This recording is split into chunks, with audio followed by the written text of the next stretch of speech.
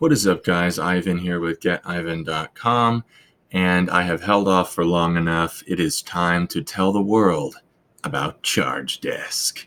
I think that ChargeDesk is the best billing tool that I have ever used, and I want to tell you why. I'm really excited about it. Been using it for like 2 or 3 months now, and so far I've only been doing a bunch of one-off payments for the most part, but it's still been extremely helpful.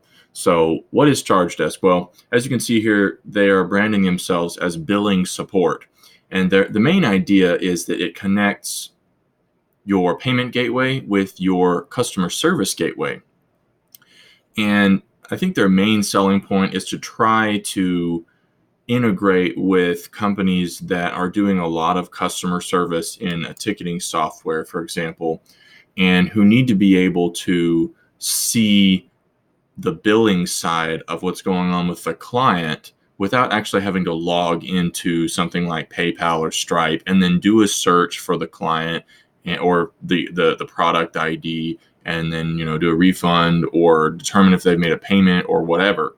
So I think that's the main idea, but they also have the ability to charge the customer through the ticketing option.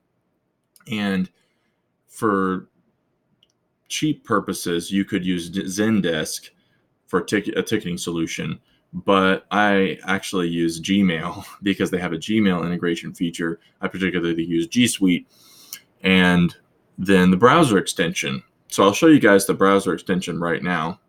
Let's take a look at it. And this is the main reason that I got it, because I wanted to find a way to continue in my customer communication, like a tier or tree, chain, email chain, but I didn't want to have to go over to send an invoice in a project management tool or from PayPal or wherever, right? Or, in some cases you can embed a static service and then just send your client a link. So there's no problem there.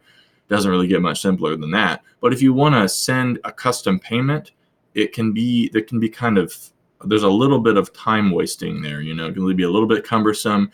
And if you've been communicating with your customer and you want to determine if they paid an invoice, then you have to go and look to see if they paid the invoice. But with ChargeDesk, it's all connected. Okay. So let's say, for example, from a monthly implementation or service standpoint, which I know that a lot of folks out there would be interested in this for that purpose. If you go to the browser extension and then click the new tab, you can come over here to product and subscription and then select from the drop down to create a new product. Then you can click this bubble for a subscription. You can set your subscription amount like $1,000, for example. You can set it for the increment, so you can do every month. You can every 3 months, every 6 months, or whatever, right?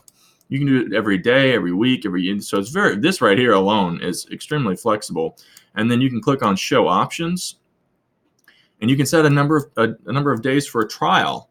It's really convenient. And then you can set a quantity for the subscription for, I guess, for some reason, if you wanted to do it on a per user basis or something like that. And then you can do a setup fee like $500. And here's what's really cool. So you can do the setup fee. You can do it at a certain increment of time, and and a certain amount of money per that increment. But then you can do it for unlimited billing cycles or for a finite number of billing cycles. So say, for example, you wanted to do an SEO retainer, $500 setup fee, $1,000 per month for 6 months. It's perfect, right? It's extremely, extremely flexible. And then you can put a URL here for information about the product, or maybe a terms of service or whatever you want to do. I think the terms of service already comes onto the template for ChargeDesk. And that's another thing I forgot to mention is that, and so from this dashboard here, I can send it. I can create the product and send this invoice to the customer with this subscription request to pay the subscription, right? And under the customers tab here, you can. No, I lost my train of thought on something else I wanted to mention. But on the customers tab here, it'll show I'm not going to show it to you now because I'd have to show a customer. But the browser extension can detect the customer on the page based on their email, and then it delivers the name of the customer, and then it has a full history of the billing that you've done with a customer, and it'll show the description of that product that you put in there. And you can also, there's a refund button, so you can just one-click refund really, really easily from the browser extension or from the ticketing software that you're using. So it's just perfect for connecting customer service with billing support. And you can also do a search for the customer or a specific charge on a specific date, for example, through here or through here. And then you can deal with the customer ID that way. It's just amazingly convenient. What's the other thing I was going to mention? You can also do one-off individual charges. Obviously, I've been doing a lot of that. It's really convenient for that purpose. And the other thing I wanted to mention is that ChargeDesk also has web pages that act as billing support dashboards for the client. And so right when you start doing business, at the moment that you send your first invoice, the backend is already created for the client, and it's extremely clean. And let me go here into the templates and show you exactly what I'm talking about. So before I show you those templates, let me show you these gateways. I have Stripe and PayPal set up. Now, a quick note on Stripe. This is really cool. When a customer uses Stripe, it actually stores their credit card on file through ChargeDesk, and it's very secure. You can look at the security stuff in there. There's a whole lot on security and ways you can customize how security works. And so from a service standpoint, I know for some people it's a real big concern to make sure you're getting paid up front in a timely fashion. Obviously, everybody wants to get paid up front in service. And so when the card is on file, you can actually charge the card through ChargeDesk.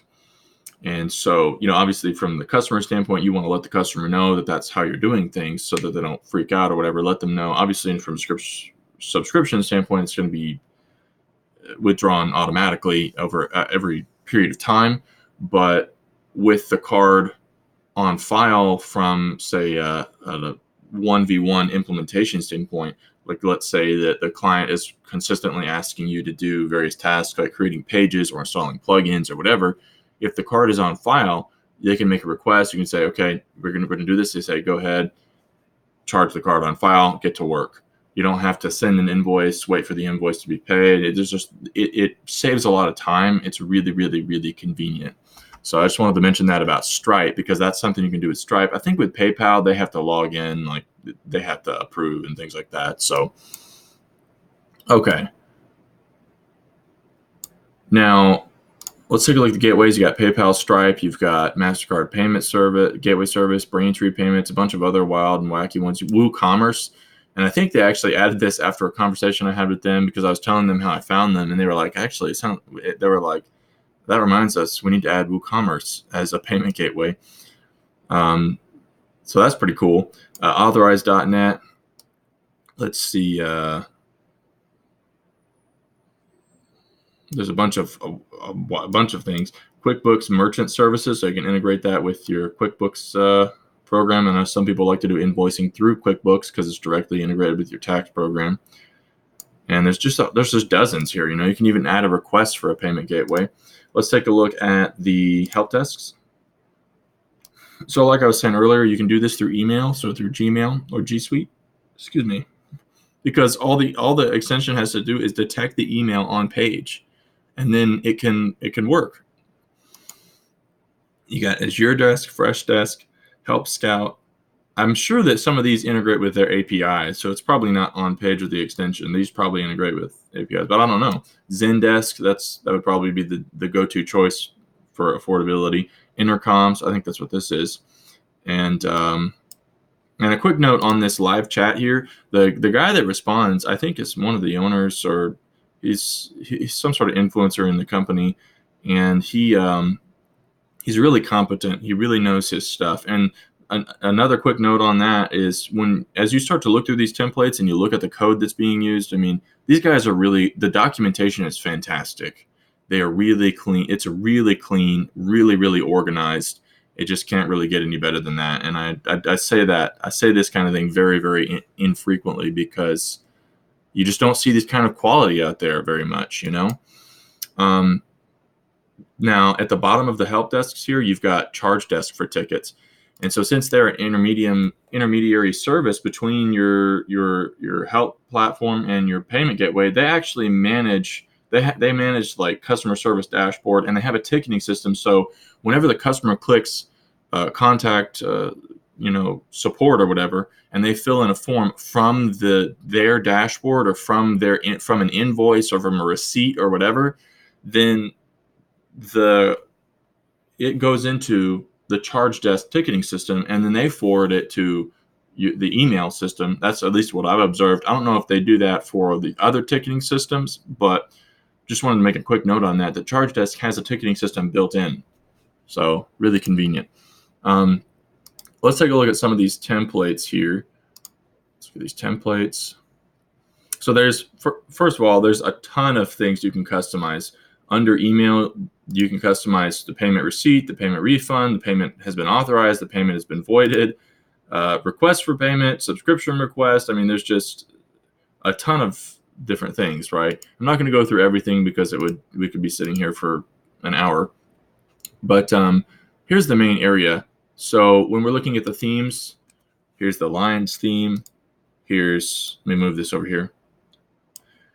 Here's the edges theme, the curves theme, the classic theme, and I'm sure that these are even customizable to some degree, but I just chose the minimal theme. You can opt in to put your logo there. I have it as just plain text because then I can have the customer see this is a billing support page, or this is an invoice page, or this is a receipt. And I kind of like that. I like the customer to see, this is what you're looking at, But my logo is already uploaded. So if we click to add the logo on all these templates, it can add the logo, and it looks pretty good on most things.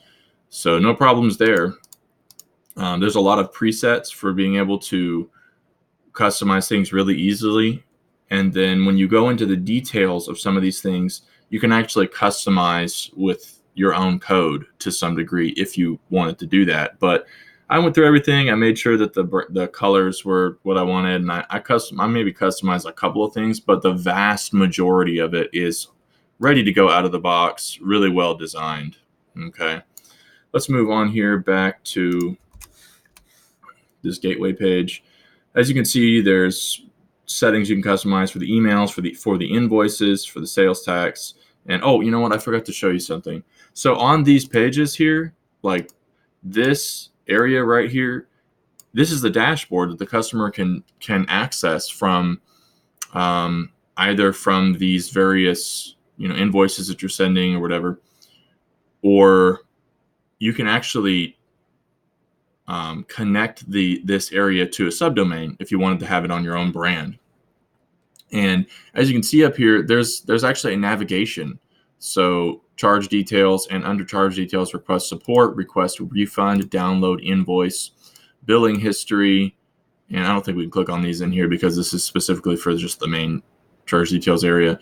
Billing history, invoice details, update, card on file. And there's just a lot of different areas where the customer can